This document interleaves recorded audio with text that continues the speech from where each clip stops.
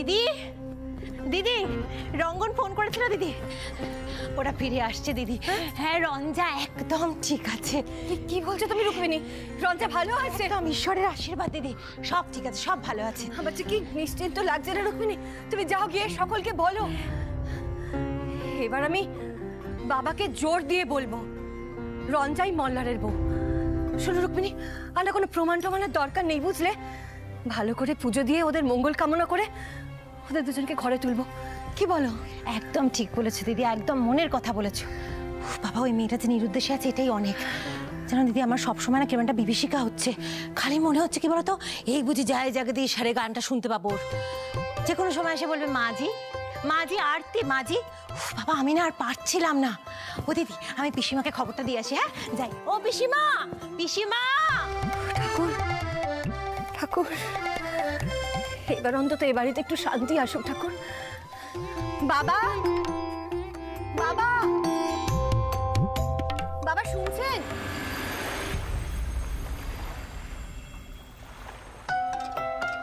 ওই গো সবাই কোথায় গেলে? মা কাকিমা কোথায় সবাই? দেখো কাদের নিয়ে এসেছি, আজ তো ফিরিয়ে নিয়ে এসেছি একেবারে। রঞ্জা মল্লার কোথায়? তাড়াতাড়ি এসো। পুরো পাগল পাগল অবস্থা হয়েছিল তাই না পিলু? হ্যাঁ কিন্তু কি বলো তো, সব ভালো যার শেষ ভালো। রঙ্গন দাদা, দুজনের মুখের ভাবটা একবার লক্ষ্য করেছো? আমি আর কি বলবো পিলু, রঞ্জাকে এতটা গদগদ আমি কোনোদিনও দেখিনি। গদগদ মানে এটা কি? সবকিছু না একটা লিমিট থাকে, আর তোরা সবসময় সেই লিমিটটা ক্রস করে যাস। আরে তুমি শুধু সব দাঁড়িয়ে দাঁড়িয়ে শুনবে? চাপ বাবা, আমি কি করলাম বলো তো? আমি কিছু বললেও দোষ, না বললেও দোষ। আহির মল্লার রঞ্জা পিলু। মা ওরা ভেতরে চলে এসেছে দিদি। দাঁড়াও দাঁড়াও দাঁড়াও, আগে একটুখানি প্রদীপের তাপটা দিয়ে নিতে হবে, তারপর হ্যাঁ তারপরে ভেতরে ঢোকা যাবে। আর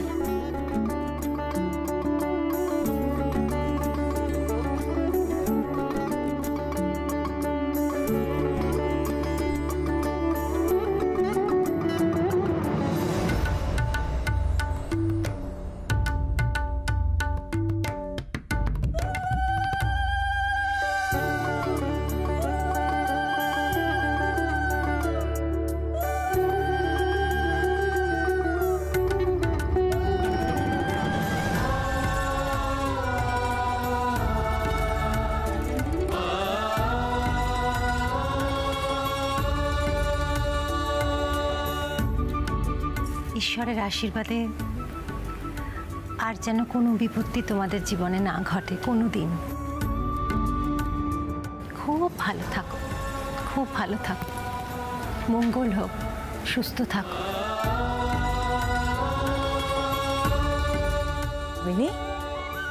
ছেলেমেয়েরা তো নিরাপদে ঘরে ফিরে এসেছে, কেন মন খারাপ করছো বলো তো? আহির পিলু তোমরা এসো, দাঁড়াও।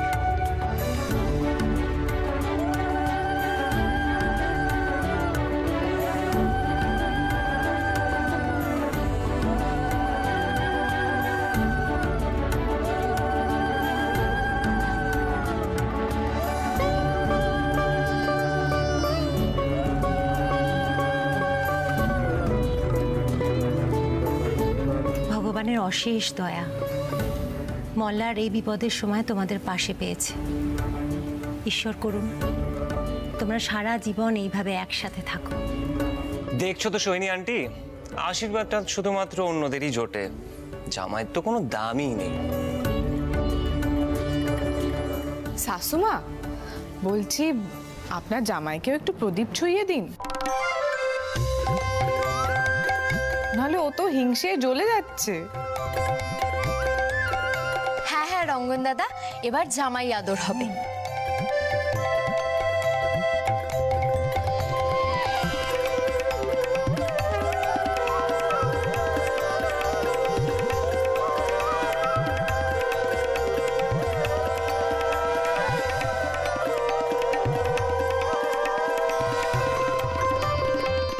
নিশ্চিতই হও বাবা।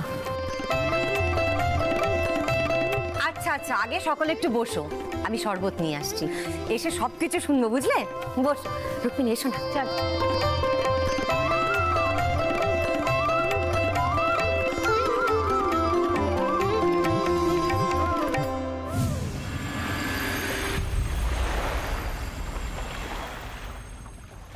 কই কই ফিরেছে সবাই?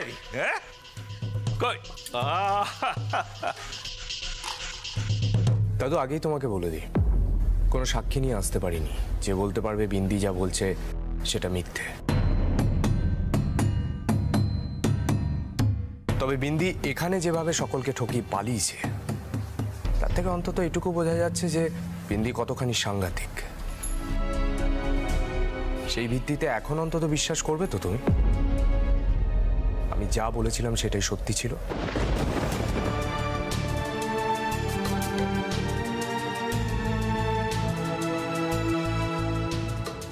মল্লার, পণ্ডিতজি তো সেভাবে কিছু জানতে চাননি এখনো।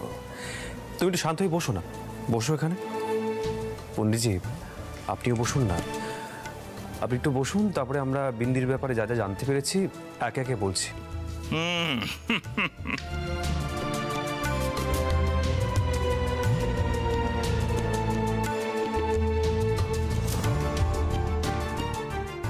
জলে পড়ে গেলে কি করে? ভিড়ের মধ্যে কেউ ধাক্কা দিয়ে দিয়েছিল।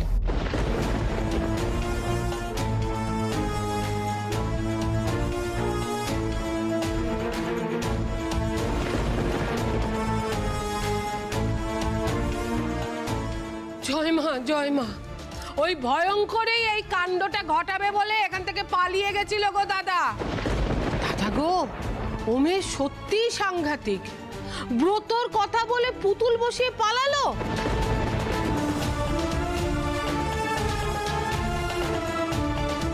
আমরা কিনা ভাবছিলাম ওকে বউ হিসেবে বরণ করব, কিন্তু আমি একটা কথা বুঝতে পারছি না গো দাদা, ওর কাছে বৌদির বালা জোড়া কি করে এলো?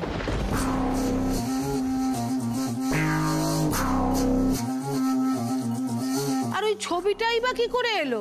হ্যাঁ রে মল্লার, কিছু জানতে পারলি?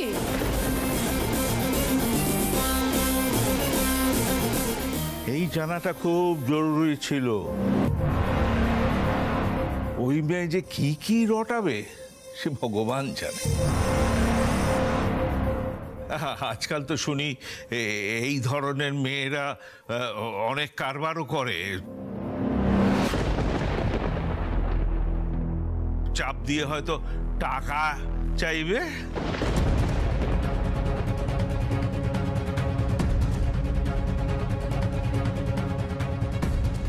আমার কিরকম ভয় ধরে গেল। কি জানি কত কি যে দেখতে হবে এই বয়সে। রঞ্জা কিন্তু কিছুটা আঁচ করতে পেরেছে বিন্দির কাণ্ড কারখানা।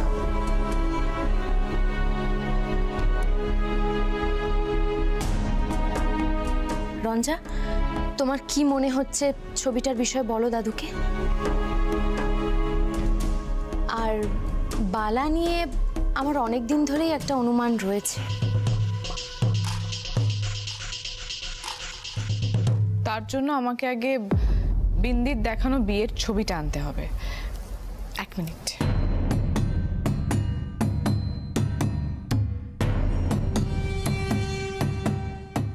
একটা সাংঘাতিক ষড়যন্ত্র করেছিল বিন্দি, সাংঘাতিক। আমি আর রঞ্জা তো আসার পথে সেই সব নিয়ে আলোচনা করতে করতে এসেছি।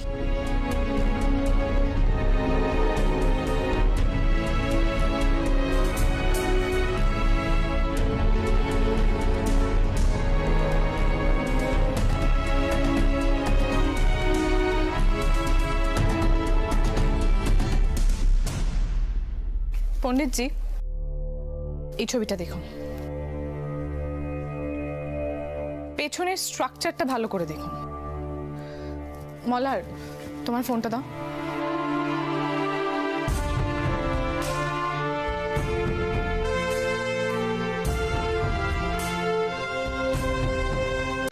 এবার এই ছবিটা দেখুন পণ্ডিতজি।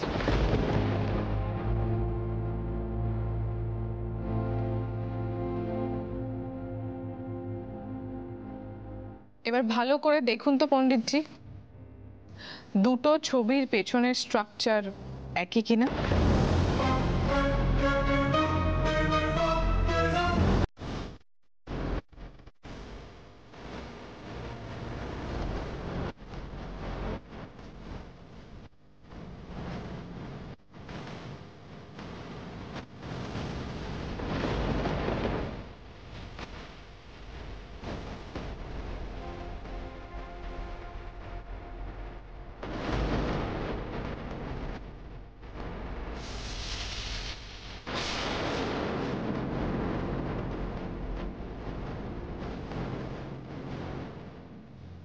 হ্যাঁ, তা তো দেখতেই পাচ্ছি। দেখি দেখি।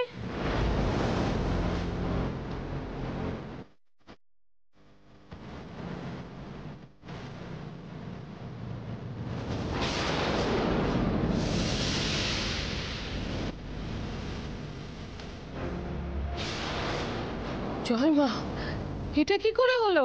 সেটাই তো বেশিটা আমি আজকাল ছবি নিয়ে কারিগরি করা কিন্তু কোনো ব্যাপারই নেই।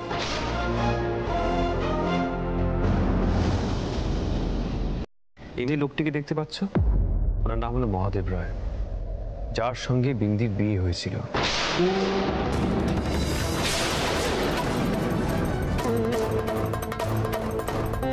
তবে রঞ্জাকে অনেক সত্যি কথা বলেছিল এই মহাদেব রায়। তারপর থেকে জানি না কেন গায়েব হয়ে গেছে, মানে খোঁজার চেষ্টা করেছিলাম, পাইনি আর।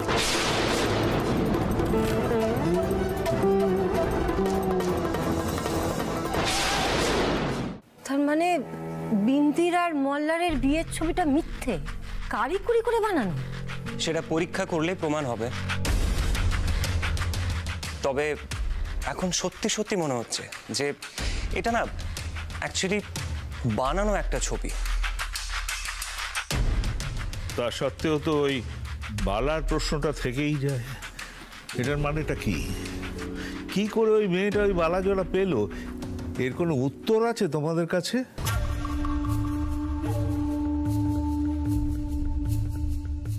আমি তো ওই বালা জোড়ার জন্যই ওই মেয়েকে এতটা বিশ্বাস করলাম।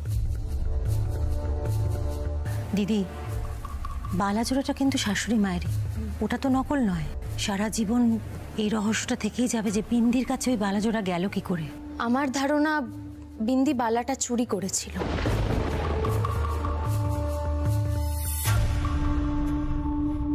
কিন্তু কিভাবে? বালা জোড়া তো বৌদির ঘরে একটা বাক্সতে থাকতো, সেটা কিভাবে চুরি করলো? আচ্ছা পিসি ঠাম্মা, আপনাদের মির্জাপুরের বাড়িতে বিন্দিরা এসে কোথায় বসতো? তোমাদের ঠাকুরমার ঘরেই বসতো। তাহলে সেই সময়ও চুরিটা করেছে।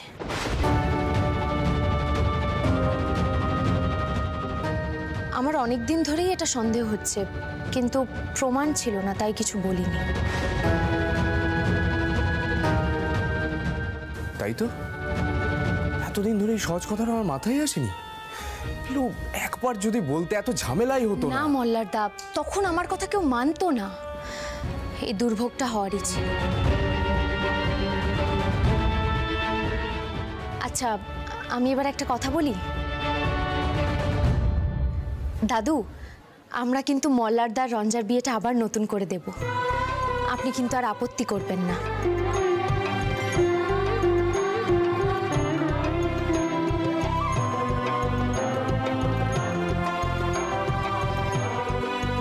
যা মনে আসে তোমরা এবার করো, কিন্তু আমার একটা ক্ষোভ থেকে যাচ্ছে যে আমি মানুষ চিনতে এত বড় ভুল করলাম।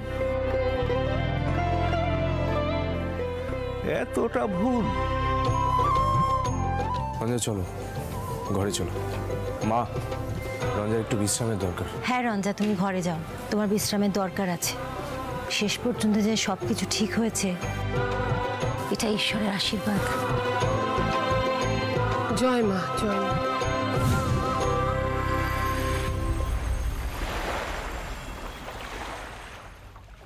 রঞ্জা কি করছো তুমি? ডক্টর তোমাকে রেস্ট নিতে বলেছে, কেন পরিশ্রম করছো বলো? তুমি কি ঠিক করেছো? আমাকে পাগল করে দেবে? আরে বাবা, সুটকেস থেকে জিনিসপত্রগুলো নামাতে হবে না? আশ্চর্য। তাছাড়া তোমার পিসি ঠাম্মি বা তোমার দাদু কেউ যদি দেখে যে আমি তাদের বাড়ির ছেলেকে খাটাচ্ছি, তাহলে তো এই রঞ্জাকেই কত কথা শুনতে হবে, তার থেকে কাজ করা বেটার। ব্যাস শুরু হয়ে গেল। তুমি এখনো এসব কথা শোনাবে আমাকে? শোনো, মল্লার না এখন তোমার জন্য দাদু পিসি ঠামির সাথে ঝগড়া করে বসতে পারে, এটা তুমি খুব ভালো করে জানো। আচ্ছা, আর তাতেও তো সুরমণ্ডলের মেয়েরই বদনাম হবে। আলি বাজে বকা, সরো তো সরো, আমি করে দিচ্ছি। তুমি যাও, চেঞ্জ করে এসে শুয়ে নাও, এমনিতেই দুর্বল আছো। আচ্ছা মল্লার, তোমার মনে পড়ছে গঙ্গার ঘাটে আমি যখন তোমাকে মহাদেবের ব্যাপারে সবটা বলবো বলে গেছিলাম, তুমি সবার সামনে আমার সঙ্গে ঠিক কি ব্যবহার করেছিলে? সারা জীবন ওরকমই ব্যবহার করবে তো?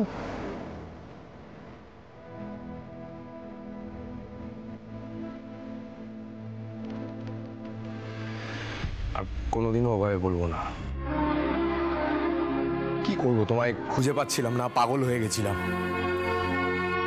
তখন তো বুঝতে পারিনি আমার কথায় রাগ করে তুমি একেবারে চলে যাবার জোগাড় করবে। তো সে সবই তোমার বিন্দির কৃপায়। তবে আমি নিশ্চিত জানো তো যে ও এখান থেকে পালিয়ে বেনারসেই গেছে আমাকে মারবে বলে, ঠিক কি না বলো? সেটা আমি কি করে জানবো? আমারও অনুমান সেরকমই। তুমি আবার এটা বলে বসো না বিন্দি কি ভাবছে না ভাবছে সেটা আমার জানার কথা, কারণ সেই জায়গাটা আমি ওকে দিয়েছিলাম।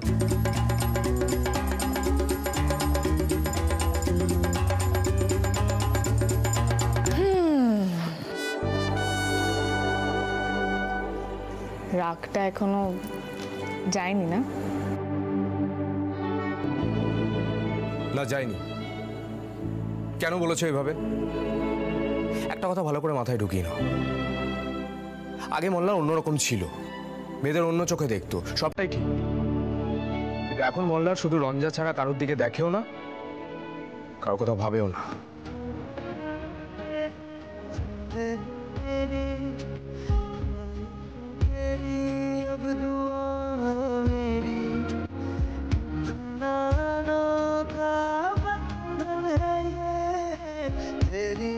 আর দেখার চোখটাও পাল্টে গেছে। একবারই বললাম কথাটা, দ্বিতীয়বার যেন তোমার মুখ থেকে আমার বিষয়ে উল্টোপাল্টা মন্তব্য না আসে।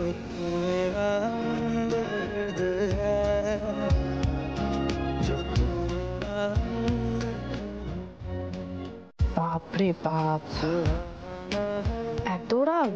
রাগ তো হবেই, জানোই তো আমার মেজাজটা বেশি, সহ্য করবে মেজাজটা।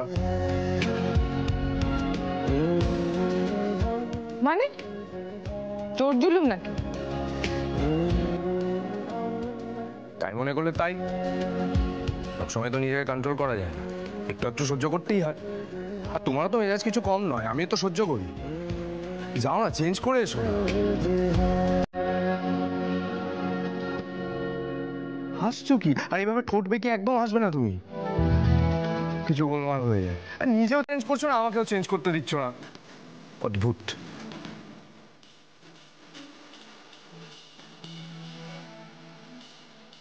এত ভালো লাগছে কেন শয়তানটাকে? আগে তো মনে হতো গলা টিপে মেরে ফেলি। কি যে হয় না আমার।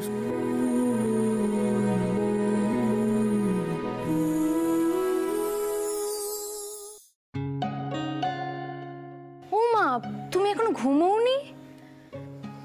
ঘরে আসতে একদম ইচ্ছে করে না, তাই না? কখন থেকে জানি তোমার জন্য ওয়েট করছি। আরে বাবা, আমি তো নিচে ছিলাম, বিয়ের আলোচনা চলছে না, কি কি হবে না হবে সেই সব।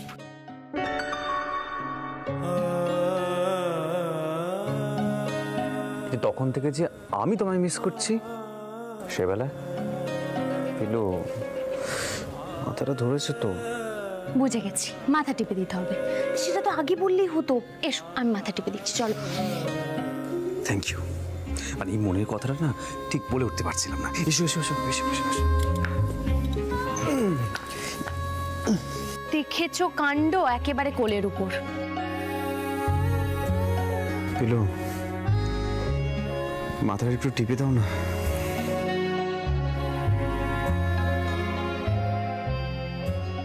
আচ্ছা পেলো, আমি তো তোমাকে সেভাবে বিয়েটা করিনি।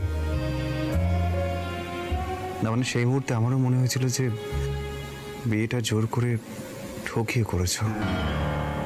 নিশ্চয়ই তোমার মনে খুব কষ্ট হয়েছিল।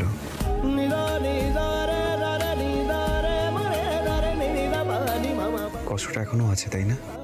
না না, তারপর থেকে তুমি আমার জন্য এত কিছু করেছো যে আমার সব কষ্ট চলে গেছে। সরি পিলু, সব কিছুর জন্য ভেরি সরি। পিলু, তুমি আমার জীবনে আসার পর থেকে সব কিছু পাল্টে গেছে। আমি হাসতে শিখেছি, সবকিছু পজিটিভলি ভাবতে শিখেছি। সত্যি পিলু, আমি এখন তোমাকে ছাড়া জীবনে কিচ্ছু ভাবতে পারি না। থাকবে তো? তুমি আমার পাশে থাকবে তো পিলু? থাকবো, নিশ্চয়ই থাকবো।